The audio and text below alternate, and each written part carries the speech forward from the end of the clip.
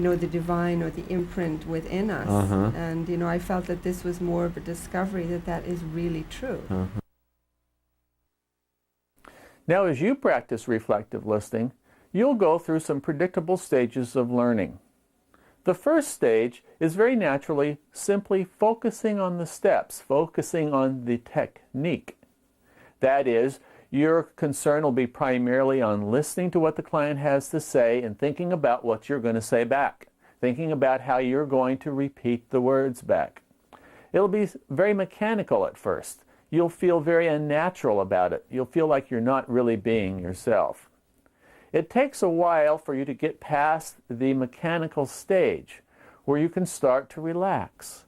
And as you do so, you'll find that you're reflecting back to the client not just their words, but also some of the feeling. Some of the feeling that's implicit in what they're saying, even though they're not using feeling words to express themselves. And at the second step, you'll actually be helping the client to become aware of feelings that are in their statements, but that they're not stating directly. That's a very important stage in your development.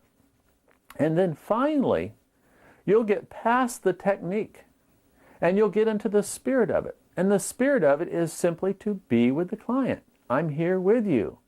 I'm experiencing you as you experience yourself. And as you get into the spirit of it, you'll find that you'll become more and more yourself. The more you become yourself, the more you practice reflective listening in a way that's uniquely your own. Now we're going to see an example of that here, where a student practices reflective listening with another student. And then I step in and go through the same process with the student, and then we discuss the differences. One of the main things that comes out of this is the students find that I'm a lot wilder and looser in my listening than what they thought was allowed. I'm doing the same process, but I'm just being myself. And by being myself, I give the client something that's missing in simply the mechanical reflecting back of the words and even the feelings of what the client is saying.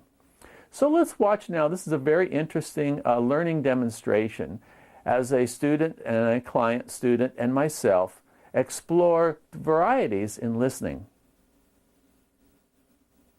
Okay, what's been happening, what I came up against today and decided to really take a look at was that I had gone to the store. I'd heard on the radio this ad for a thing called earplanes. Mm-hmm. And these earplanes are things that you put in your ears so you don't get that ear problem going up and down an airplane when you're coming, landing and taking off. And I thought, what the heck, So I went in a place in the pharmacy and bought some, brought them home, took them out of the package and put them in a Ziploc bag. And I put them in my purse, so I'd have them really handy. Mm-hmm. Then in the meantime, I went forward and I was packing and stuff, and I bought a different purse, so I shifted everything to the new purse. And then I was packing the other packages and putting them all together. And I handled that sack of earplanes about half a dozen times, different, putting them in and making sure I knew right where they were, being very, very conscious of where they were. And then I was rearranging my purse again this afternoon, and I can't find them. They're gone. So when you were switching purses, you may have left it in the other purse? I looked in the other purse. Mm-hmm. I looked everywhere. And it's like somebody came and played a joke on me, It's like, because this happened to me a few weeks ago. I had a client call me and ask to be notified when I decided to do my next class. And she gave me her name and address and her phone number, and I had it on my desk and waited until I had finished getting the date. I finally made a decision on the date, and then I made some flyers, and I was ready to mail out the flyers. The note's gone. Had handled that note a half a dozen times. Mm-hmm. And it's like it disappeared. It completely disappeared. And I even went through all of my trash. I had not thrown out any trash. I went everywhere. And it's like, what this is about is it's like I do that to me, and it frightens me. Because what happens is that I feel like I'm losing it. Mm-hmm. So you're feeling scared that you're not keeping up with these things, or you're misplacing these things, and it's not just one time, but it's more than once. Yes. And And it's it scaring happens, you? and it scares me because it's like if I don't stay very, very conscious and very alert, I may lose a bag or forget the car or I don't know what, it's like, what's wrong with my brain? Mm-hmm. And it makes me very uneasy. It makes, I even noticed it when I leave the house. I turn on the light if I'm going to be after dark coming home. I always, it's really wild and it feels almost like a phobia, but as I go out the door, I look at to see that I have my house key Mm-hmm. about 4 or 5 times. And it's like, this sounds like people that have phobias. You've heard those described, I'm sure. And it's like, what is this? And my feeling about it is like, what's wrong with me? And it's like I can't relax and like, too bad. What I'm hearing you say is that you're being overly cautious about what you're doing so that you don't forget things, such as the house key. You check 4 or 5 times. And it takes a lot of energy. Mm-hmm. It takes a lot of focus. It takes a lot of paying attention. And there's a part of me that doesn't want to be thought of as dingy because I lock myself out of the house. So I have extra keys in my purse and another key in the car. And it's like, it's over. I'm over. It's ridiculous. And there's something that feels to me, though, that's the surface of it. The feeling is that there's a deeper undermining of myself going on here, and I don't know what that is. Mm-hmm. So you think that this is just the tip of the iceberg? Of some kind of an iceberg. Mm-hmm. Mm-hmm. Mm-hmm. And it's scary for you?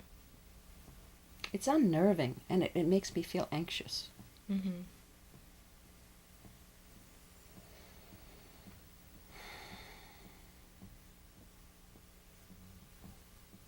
So what you're saying is that these things that are going on may be leading to something deeper inside of you, and it's starting to worry you that people are going to look at you differently.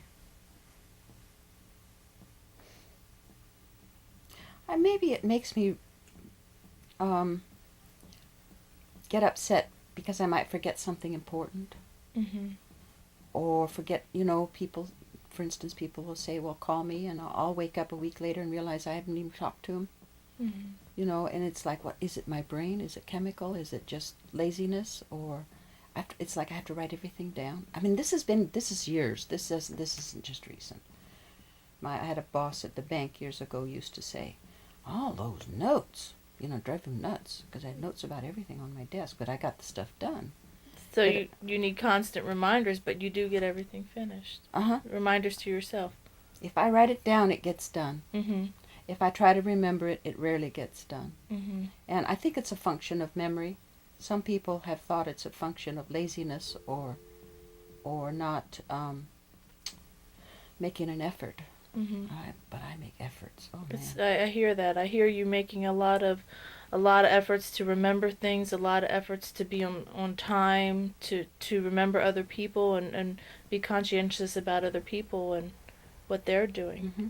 and what they're going through. Mm-hmm.